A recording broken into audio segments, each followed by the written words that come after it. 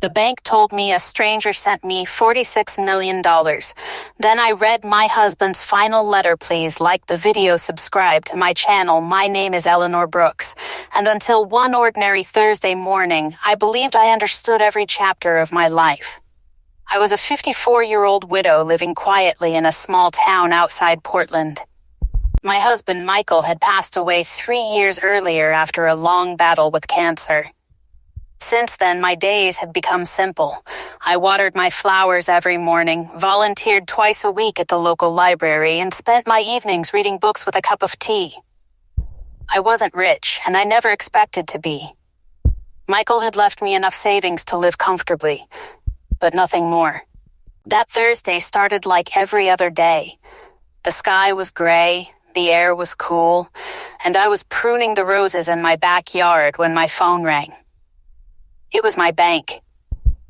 The manager asked if I could come to the branch immediately because there was an urgent matter regarding my account. I assumed someone had stolen my debit card or that there had been a mistake with the payment.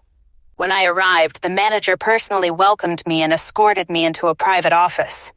Sitting there was a man in a dark blue suit, holding a leather folder. The manager closed the door and quietly said, "Mrs. Brooks? This gentleman has been waiting to meet you." The stranger introduced himself as Attorney David Lawson. Without wasting time, he slid a document across the table. "Mrs.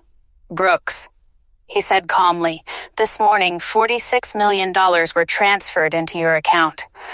I stared at him in disbelief. "There has to be some mistake," I whispered. He slowly shook his head. "No mistake." For several seconds, I couldn't breathe. I had never even imagined that amount of money. I asked the only question that made sense. "Who sent it?" The attorney looked directly into my eyes. "Your late husband." I felt the room begin to spin. "My husband died 3 years ago." "I know," he replied. "Before his death, he created a confidential trust. Today, according to its legal instructions, the money was finally released." Nothing made sense anymore. Michael had never mentioned millions of dollars.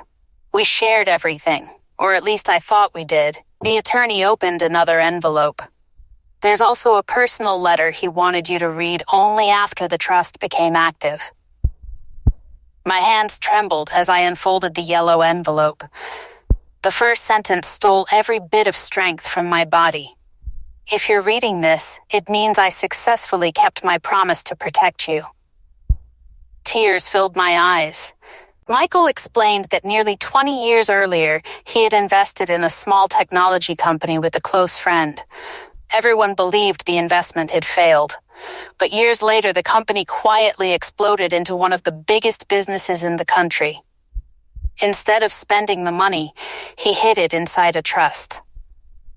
Not because he didn't trust me, because he didn't trust someone else, his younger brother. The attorney slowly closed the folder.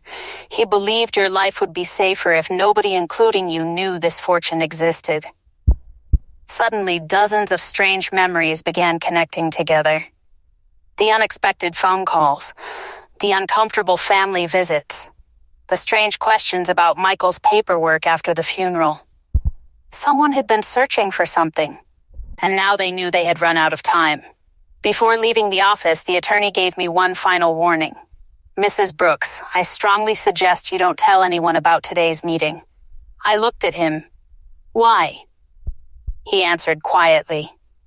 "Because the people looking for this money haven't given up yet, and now they're looking for you."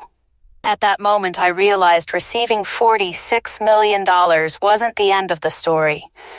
It was only the beginning. The first threat, I barely remember driving home from the bank. My hands gripped the steering wheel so tightly that my fingers turned white. The world outside looked exactly the same: people walking their dogs, children riding bicycles, neighbors mowing their lawns, but nothing felt normal anymore. As soon as I stepped inside the house, I locked every door and closed every curtain. The silence that had once brought me peace now felt heavy. I placed Michael's letter on the kitchen table and read it again, this time more carefully.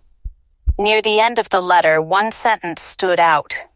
If anyone starts asking unusual questions about my investments after I'm gone, trust no one until you speak with David Lawson. A chill ran through me.